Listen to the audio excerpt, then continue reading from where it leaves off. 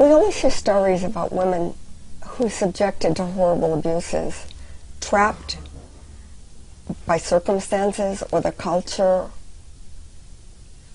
with seemingly no way out, except that a few do make it out.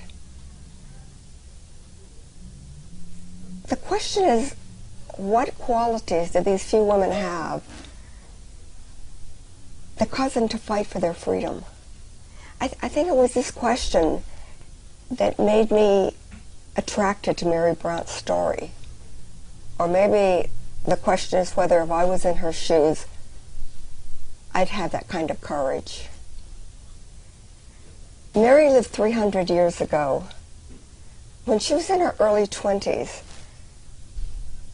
she was sent to the British prison colony in Australia, along with about 1,000 others, having been convicted of petty theft.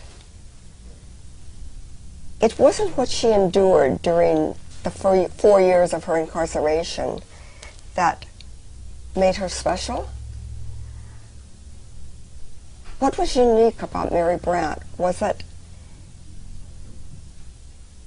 she, of all the women in the colony, refused to accept her fate. History records the date that she took her babies and, along with 8 men, made her escape.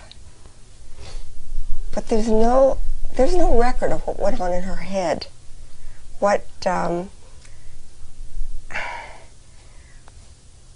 thoughts or feelings might have been as she was planning her getaway. Where did she get the courage to attempt something that had never been done before?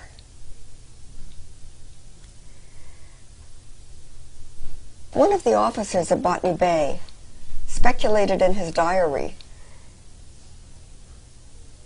that the bolters, as they were called, had acquired navigational instruments from a Dutch merchant ship that was in harbor at the time. But how? The prisoners had no money. Men, women, and children were starving. They had nothing that would give them any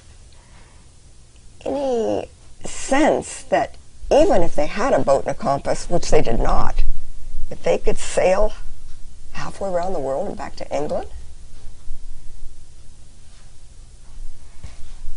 So, Far From Botany Bay is about who Mary Brandt might have been,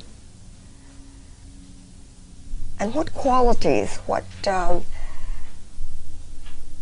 skills or intelligence or confidence, what her character was that caused her to take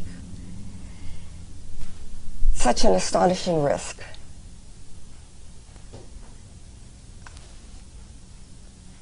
I'm going to read a little bit from the book, just a section that comes from a few nights before she left. Something that might have happened when she was talking with this Dutch captain. He walked her across the deck, as he always did. When they reached the railing where the rope ladder was tied, he said, "You will find provisions in the boat, along with a musket and ammunition, well wrapped against the wet." She was astonished by his generosity and how completely he comprehended the plans she hadn't spoken of openly until this night. "I don't know how to shoot, Captain." He smiled. "Perhaps someone less dangerous than you can find a use for it. Have you chosen a vessel?" "I have," Mary confessed. "Is it swift enough?" "The swiftest in port once yours has sailed." Smith gazed across the harbor until his eyes came to rest on a 6-oar cutter of broad beam and a good 30 feet long. "The governor's own boat?" he exclaimed incredulously. Her cruel smile told him he had guessed correctly. "Madam," he shook his head. A man with your qualities would be an admiral or buccaneer.